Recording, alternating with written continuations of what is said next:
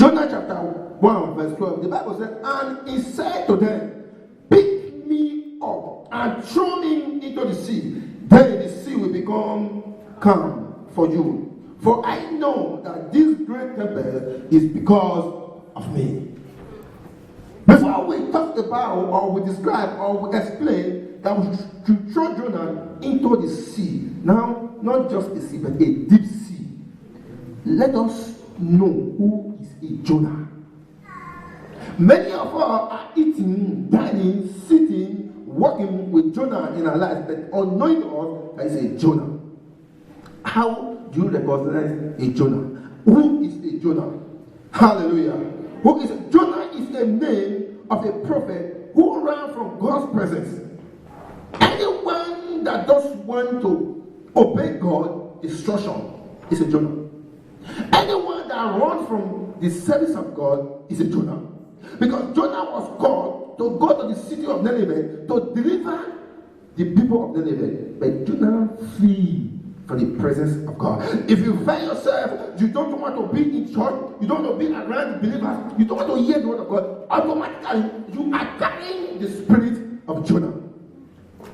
Hallelujah. Is Jonah a bad man? Of course not. If you read the Bible carefully, Jonah was angry because of the atrocity that is going on in Nineveh. Now, our Nineveh, our this day Nineveh, if you hear the name, you don't play Jonah. Hallelujah. Hallelujah. How many of us can carry evangelism into Iraq? Everybody's afraid. That was the place that God sent Jonah to. It's a city in Iraq. Hallelujah. Praise Master Jesus. Who is a Jonah? Jonah is one that refuses God's instruction, believing on his own, in his own or our own opinion.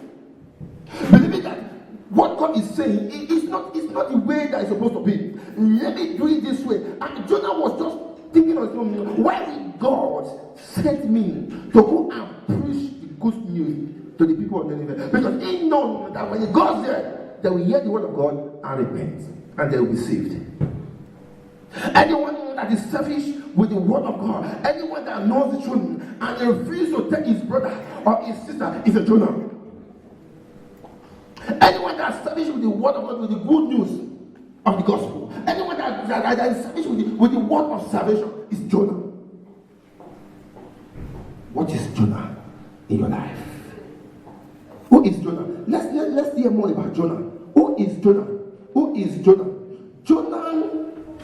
Jonah is described as someone who brings bad luck to others.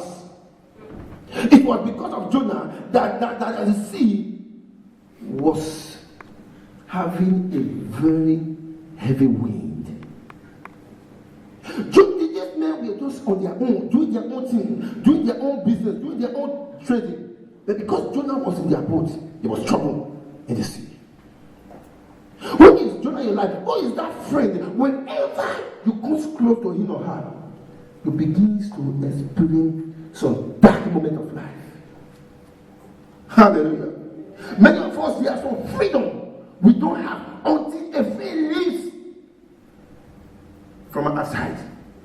You don't know that freedom is not in you until a friend leaves. You are about to do something. You are afraid. What about if my friend heard about it? And this is a thing that will prosper your life. This is a thing that will increase your success. But you are afraid. You don't know what your friend will think about it. You are in prison. Take that freedom in you until that friend leaves. You can't do that. Hallelujah. Until that friend leaves, you will know that you are in prison. You will know that there is a certain freedom you cannot express as a being. Just because somebody is in your life is a Jonah. Jonah brings bad luck. Hallelujah. Because Jonah was in that boat, there was trouble at the sea. Throw Jonah into the sea. Say to somebody beside you, throw Jonah in the boat of your life into the sea. You are not getting it. Throw Jonah in the boat of your life into the sea. If not, trouble will continue. Hallelujah. Hallelujah. It is dangerous a dangerous thing to carry Jonah in the boat of our lives, because you are putting yourself in a risk. When there is Jonah in the boat of your life, trouble everywhere. And there's something the Bible describes. You see, when trouble was going on inside the boat on the sea, what happened? Guess what happened? Jonah went to the lower part of the ship and began to sleep. People are crying. Oh my God, we are dying. What can we do? Jonah was just sleeping. He had caused trouble. He just sleeping on that trouble. Having his friend that will persuade you to do some everything. And when the result comes, when the consequence comes, you will find him or her. You are calling before it's off. After the end of this incident, I just traveled. Who told you it was around? He knows or she knows what it will be the repercussion of that trouble. That is Jonah. Jonah knows that he cannot run from God, but yet he wanted to flee. When the people came to him, Jonah knew automatically that the cause of this way is because of him. But yet, he was sleeping. Hallelujah. So what are you telling me? Does Jonah need to be in the boat of my life? No! I throw you into the sea. It belongs to the sea. Hallelujah. Many of us, we are carrying Jonah. We are carrying Jonah all along this way in our lives. And we don't know, we don't recognize that is Jonah. Anyone that does not encourage your Christian life is a Jonah. Anyone that does not encourage the salvation of your soul is Jonah. Hallelujah. Jonah in the boat is trouble everywhere. Jonah in the boat is problem everywhere. You need to let the Jonah live your life. Who is a Jonah? Jonah is one that delayed the journey of life. When he was going on the sea, automatically the speed of the boat was reduced, because the direction was not now clear to them, because while there's already trouble on the sea, it delays their journey. Jonah is one that delayed the speed of your success. Sister, I just get 150 more do now. Africa, don't send money to Africa. If you send money go, they will chop up. They will send it too. It just discourages you. Hallelujah. There's an impression. I was telling my wife, I said, I'm going to correct this expression. I said, a young man was talking in social media. He was giving some advice to our brothers and sisters overseas. Hallelujah. Although he was right, I agree with him, but there are some areas that I needed to correct. It talks about wherever you find yourself becomes your place. Amen. It was just following the adage of the Benin. You cannot marry or Igwe. Wherever, at the place of your destination becomes your home.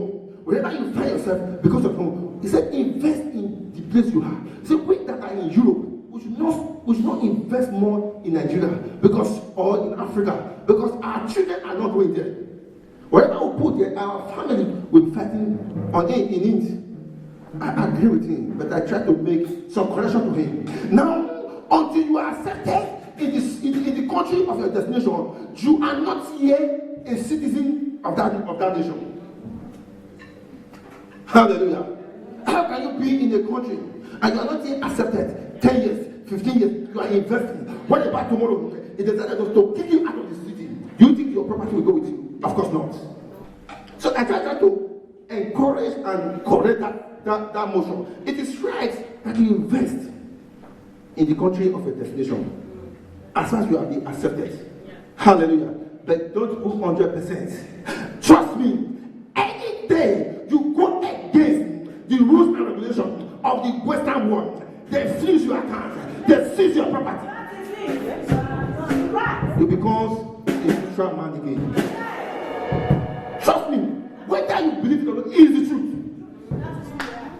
You can't put €1 there, you can't take €1 out of that place. They freeze it.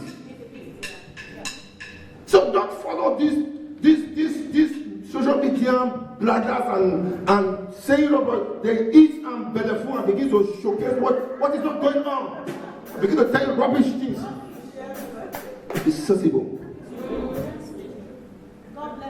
One day, whether we like it or not, Nigeria will become a better land again. Not just Nigeria, but Africa. The only thing Africa needed is just unity, cooperation, oneness. That will produce good leaders. Once we get these ones, Africa will be a land of milk and honey. So Jonah will tell you, what are you going to invest in Nigeria? What are you going to invest in Cameroon? What are you going to invest in Kenya? Your brother, your sisters, they will be fighting for it. My brother, my sister, focus here. He knows what you are proposing. You can achieve it here. It's only back in your country. You can achieve it. Why? He knows he has to get to that state. He wants to discourage you. That is Jonah. That is Jonah. He wants to flash your mind as a brother, sister, invest here. And I believe me, whether you like it or not, before you can buy a house in Belgium, in cash, it's impossible. You just go and say, even, first even, I deliver for another house. There's no kind of house, anyone. And you go there and say, okay, we can give you what kind of house? Okay, give me 2-bedroom flats. And they tell you, you should have plus minus, including the 10% and everything, at least 180. You count it, 180,000 euro. As you paid it, before you turn back, you see two white, two men with blue and blue. With blue and blue, they are standing before you. I said, gentlemen, I think we need you to explain some things to us. But I tell you the truth, you can get money and get your cash and buy your house in the country of your origin. Amen. Without nobody questioning it. Yes. My people, we are in the time that we need to wise. Yes. Let your eyes be open. As your eyes is open, let your sense increase. Amen. And let your wisdom and understanding speak in every moment of your life. Jonah is a destroyer. Jonah is one that discourages. He's not there. He can be there. He don't want you to be there. Because what? He loses focus from the presence of God. Who is a Jonah? Someone that does not want it. He wants nobody to want it. That is true. As I'm not getting it, nobody around me will get it. That is Jonah. Discourage me for nothing. When you are rejoicing, the mind of Jonah is beating. A friend of mine was talking. He said, when somebody just tell him, he just get this one, get this thing, he will not worry himself. He will tell the person, my contractor just called me that the hotel I'm building in Abuja, I just needed to put some face to make the face I look. Who wants to panic me? I will give you an attack. Amen. Jonah wants to panic you. Jonah wants to frustrate you. Jonah wants to break your mind of investment. That is Jonah. Jonah was in the boat. The boat was having problem because Jonah was in. But at the moment that Jonah was thrown into the sea became calm. See some certain people in your life, immediately walk out of your life, you begin to see light that you haven't seen before. You begin to see calmness, peace, love. Everything just start to work for itself without you working for it. Yeah, Jonah that we are carrying. We are carrying Jonah in our boats. Even Jonah is about to live, we are begging Jonah to live. Jonah is telling us, throw me into the sea. We say, no, Jonah, stay with me. Because we are ignorant of Jonah. If you know who Jonah is, Jonah don't need to tell you to throw into the sea. You are the one to decide to throw Jonah into the sea. Amen. Sometimes I feel here every time. I feel, sister, go hospital. No, don't worry. It go better. Papa is Jonah. Sickness is a Jonah. It don't need to be in your body. Throw it out. Something that will stop the movement of your success. is a Jonah. It's a Jonah. These men are brought to the Jonah will help you to lose your properties. Your God-given gift. Jonah will do everything to frustrate it. Men inside the boat will throw their goods into the sea. Hoping that because maybe the boat is carrying overload. Not knowing that Jonah is in the lower part of the ship, sleeping. I said, if they like me, they destroy, not concern me. Me, I had myself. Have you just seen somebody who said, anything will go up and make it happen, not concern me. If it goes square, make it square. Jonah is a wicked man. Jonah does not have the heart of feeling for others. What Jonah believes is that the judgment of God should come upon the sinners. And God does not think that way. The Bible said the wishes of God towards us is to make sure that we come to repentance, that we might not partake of his wrath.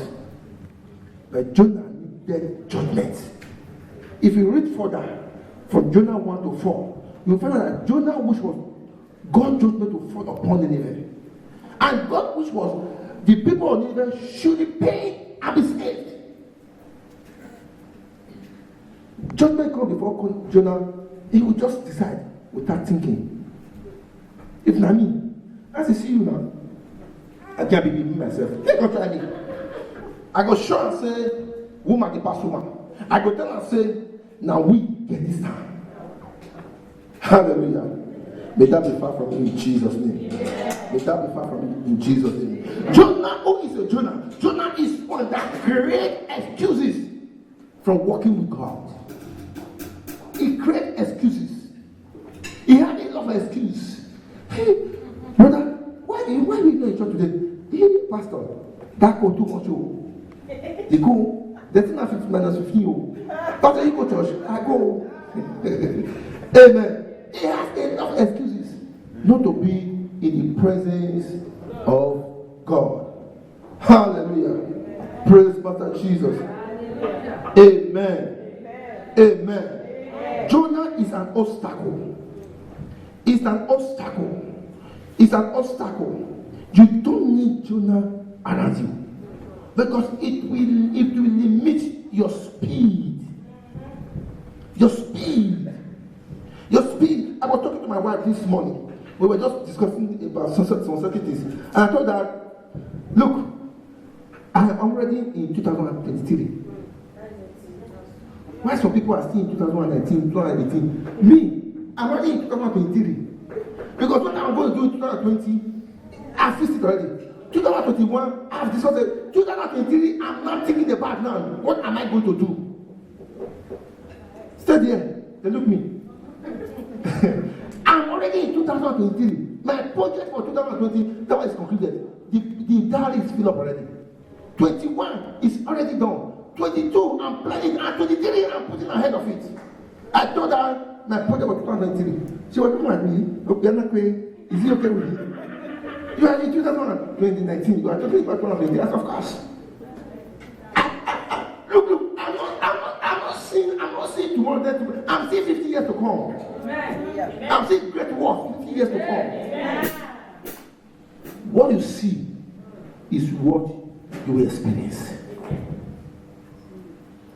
God asked Jeremiah, what have you seen? He said, I've seen an almond tree. He said, because you have seen it, my word will come and perfect it quickly.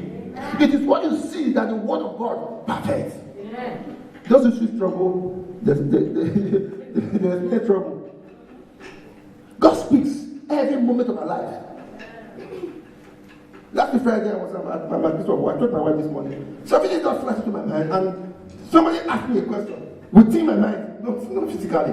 What about if you come this way? What are you going to say? I just answer. I said, this is what I'm going to say. Behold, 5 days was too long. Exactly what I discussed with a being that is not seen happened physically. God speaks to us every moment of our lives. What we lack is understanding. It's understanding. What we see is what we experience. Jonah is not seeing the years to come. Jonah is seeing today, now. Yariawa. Let's spoil it. I don't care. Who want to make it die? How can people? No. Are you not telling me that Jonah was deaf? What kind of sleep was Jonah sleeping? When people were crying inside the boat, people were crying, the boat was going up and down. What kind of sleep was Jonah sleeping? That Jonah could not know that something was wrong in the boat. Who told you that Jonah in your life don't know what is going on in your life? Why is he not responding? Because he needs destruction to come upon the people of God. Anyone that is not encouraging you to focus on the cause of God concerning your life is a Jonah.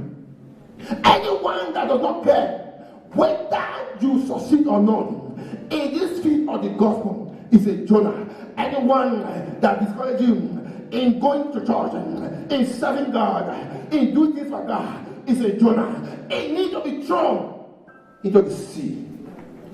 Jonah, get out of my life. That will be your prayer every day. When you have Jonah in your life, it don't care what happens to you. Who told that Jonah did not know? He knows. It told the people say, no warning myself again. Now maybe the cause. And he knows the cause, he knows the solution. He said, throw me into the sea. You see that this sea that you see that is making blue, it will be calm. It will be calm. He knows. This is happening in your life. Somebody is going to sympathize with you. He knows what is going on. He knows.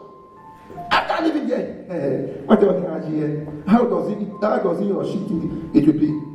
Now let she, now let him let this country. They want they wear ubeu, they wear a crowd. Hallelujah. Jonah is an enemy to the success of God's children. Jonah is an enemy. Let me tell us 7 great lessons from the book of Jonah. Number 1, God is not happy when people do bad things. God is not happy when you are an instrument of destruction, when an instrument that does not want to praise or lift up the praises of God. God is not happy with them. God was not happy with Jonah. But yet, God still gave him some chances because he's a loving God. If God was having the mind of Jonah, none of us would be in this life. God, Jonah's mind was, you see the judgment. No, God is, you see, chance for repentance, be safe.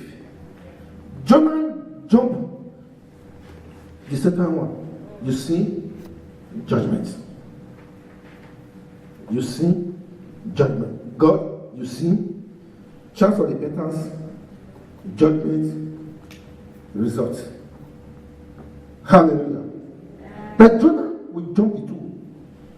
You see, no chance for repentance, no judgment, condemnation. May that not be our portion in Jesus' name. Jonah in the boat. Number 2, instead of making excuses, use your talent to fulfill God's mission. It's another lesson we learn from the book of Jonah. Instead of giving excuses, Father, these children that you gave to me was, they are doing their. Look at my son. He's reading here by the special grace of God. He said, Papa, I have a lot. I said, it is good. It is your duty to study, but it is the duty of God to bring it to remind us. He said, I will send you a comforter that will bring all things to your reminder. You may read and read and read. When the questions come, you just look at the question paper. Hey, I know. You are just feeling, at the end of the day, you begin to imagine yourself. But I thought that I wrote the right things. But when that spirit of reminders comes, you are not even looking at the question paper, you are looking at how the teacher was teaching inside the class. These things are coming your brain. My teacher said this, and this.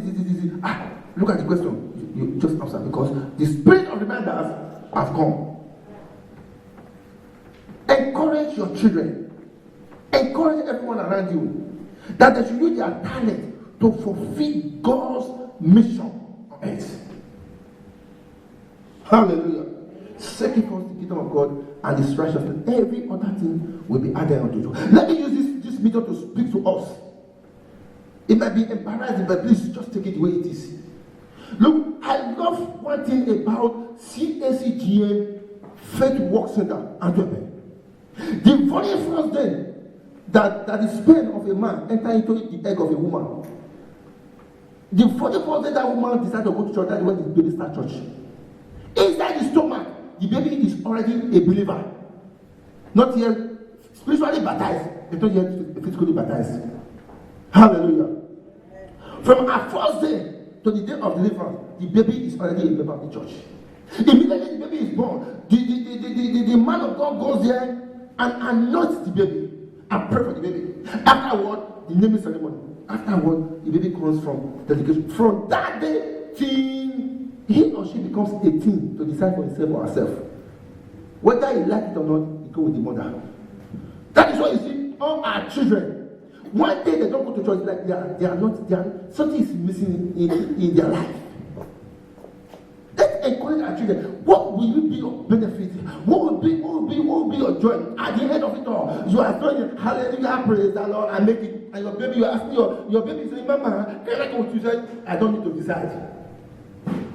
It will be shameful unto us as mothers and fathers. It will be shameful that you are going and you are glorifying the name of the Lord and say, Father, thank you. I made it. I'm able to be in your kingdom. And your child is calling you Mama. Mama, you are saying, I want to decide. Because you fail as a mother, you fail as a father. It was your responsibility to bring them to the right route of righteousness and holiness. And because of big voice, Mama, I want to go to church today. I said, my pikin is okay. Let's do what we could do. The reason why we are called parents or why we are called fathers and mothers is to be able to teach them the ways of life. You want to be saved? What about your children? Are you a German to the life of your children? May that be far from us in Jesus' name. Amen. Encourage them. The benefit is not today. Tomorrow, you will see it and say, I've done well. To the glory of God. But what about if I could not do it now? What about my child did not like to come to church? What about, okay, before I give birth to my child or my son, my daughter, I was not yet, I was just going to church, but I have not get the deep revelation of the word of God. With God, it is never too late. With God, it is never too late. Jonah fucked up at first, but God still gave him a second chance. When Jonah was running from, Jonah went there again and saved them. Amen. Go and read Jonah from 1. It's a very short book. Within 1 you can read it. 1 to 4. The people that you were running to save, God still gave you the chance. He still went back and saved the people of Nineveh. I told us that 2020, an event will happen that will shake the whole world, that will show to us that the end is near. Last 2 weeks Sunday, I spoke about one, that a woman will be celebrated for marrying her own son. Hallelujah. 2, write it down. 2020, people will be missing. People will just be missing. Can't trace them. You can't know where they go to. In fact, you can see somebody going on the way, automatically not see that person anymore. And your eyes will be like, is it dream? Is it true? You just be imagining yourself. Is it dream? Is it true? You start to, am I alive? Am I seeing? Am I dreaming? Am I asleep? And something will speak to your mind that this is reality.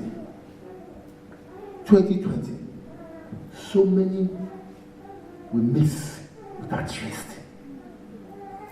Number 2. Number 3. The match of many will buy them trouble. The match, laugh. When you also come and give testimony, the match of many will buy them trouble. The match of many will buy them trouble. They will use their match to buy trouble. Trouble to sleep, and God will wake up. And this trouble I'm talking about is not just a main trouble. It's a trouble that will shake the world. That is 3. As we go further, I'll start raising that to us. Amen. Please write it down and you will testify. Number 3. Hiding or running from God is not the solution. Among the 7 greatest lessons we learn from the book of Jonah, hiding or running from God is not the solution. Because why? You can't hide from God. You cannot hide from God. You cannot hide from God. Where are you hiding? That God cannot see you. He is everywhere at the same time. Don't hide from God. He would never. There are people that God has been calling. They know that God is calling them to walk with Him. They don't even need a prophet to tell them. The event of their lives tells them that you are a called one of God. But yet, they are telling us that time has not yet come. Number 4. A storm is an opportunity to witness about God's love. It was the storm that now made Jonah know that God loves him. Do you know what Jonah did?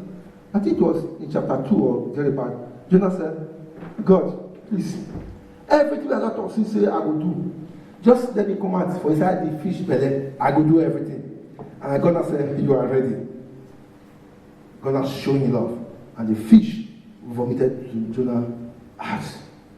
So during the time of trouble, you recognize that God's love is greater than the trouble. God showed more of His love. Because He's going to give you a chance to repent and gain His love. Amen. Number 5, your course of action will either cause trouble or blessing with others. That is another lesson we learn from it. Number 6, God is willing to forgive the repentant sinner. The sinner that repents, forgiveness is not negotiable. It is clear. Once you repent, what is repentance? Changing from that way and say, Father, I can't do it this way anymore. Let me come back to the way you want me to do it. Automatically, God will forgive you. Number 7, celebrate when others have been blessed by God. Jonah don't want to celebrate the blessings of the people of Nineveh. He wants their destruction. Always celebrate with them. And once you do that, God will always walk with you. Hallelujah. Let's stand together as we run